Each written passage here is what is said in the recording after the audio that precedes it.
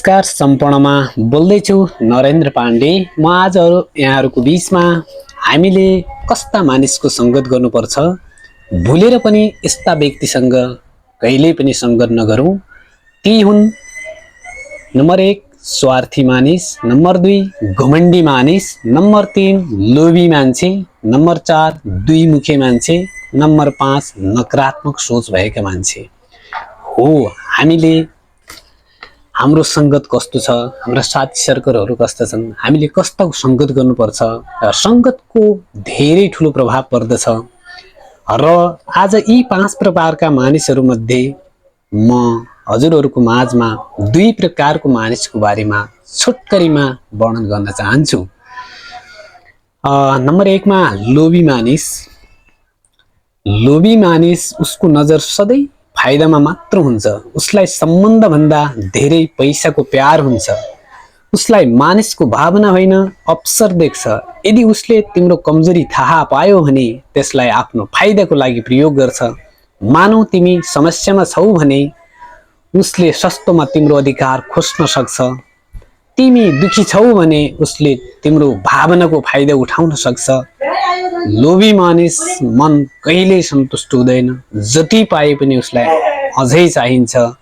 त्यसैले त्यस्ता मानिस कहिल्यै साँचो मित्र बन्न सक्दैनन्।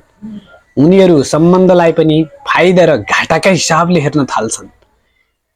र लोभले मानिसलाई अन्धो बनाउँछ। लोभी मानिसले अरूको दुःख देख्दैन, केवल आफ्नो लाभ मात्र देख्छ। त्यसैले यस्ता मानिसको संगतले धोका हुन्छ, पछुतो हुन्छ र जीवनमा पीडा दिने गर्दछन्। भुलेर पनि लोभी मानिसको संगत गर्नु हुँदैन। नम्बर 2 दुई मुखी मानिस। तपाईको अगाडि मिठो बोल्न सक्छ र पछाडी कुरा काट्ने हुन सक्छ। र तेस्रो नम्बरको छ नकारात्मक मानिस। यस्ता मानिस जहाँ गए पनि निराशा फैलाउँछन्। उसले हरेक कुरामा समस्या मात्र देख्छन्। यदि तिमीले नयाँ काम गर्यौ, नयाँ सपना देख्यौ, नयाँ भिजन देख्यौ भने उसले भन्छ यो असम्भव छ, यो तिम्रो हातले हुँदैन भन्छ। यस्तो सोच फैलाउँछ। यस्ता मानिसको कुरा बारम्बार सुन्यो भने मानिस आफै कमजोर महसुस हुँदै जान्छ र आफूमा कमजोर महसुस गर्दै जान्छ। आत्मविश्वास घट्दै जान्छ। बिस्तारै आफ्नो क्षमतामाथि सो मान्छेले शंका गर्न थाल्छ। यो सोच, यो नकारात्मक सोच भनेको एउटा सर्व रोग जस्तै हो, जुन बिस्तारै अर्को मानिसमा पनि सर्न थाल्छ र सर्छ पनि। त्यसैले तिमी सधैँ नकारात्मक मानिसको बीच बस्यौ भने तिम्रो सोच पनि कमजोर बनाइदिन्छन्। जीवनमा सफल सकारात्मक ऊर्जा आवश्यक हुन्छ। कठिन अवस्थामा पनि आशा दिने व्यक्तिको संगत चाहिन्छ, जसले तिमीलाई अगाडि बढ्न प्रेरणा हौसला दिन्छन्। त्यही साँचो साथी पनि हो, मित्र पनि हो। तर नकारात्मक मानिसले तिमीलाई सुरु हुनु अघि नै हार मान्न सिकाउँछ।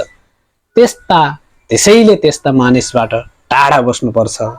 सही मानिसको संगत गरौँ र असल मानिसको संगत गरौँ भन्ने यो छोटो भिडियो सन्देश प्रवाह गर्दै बिदा हुन्छु। हस्त, धन्यवाद।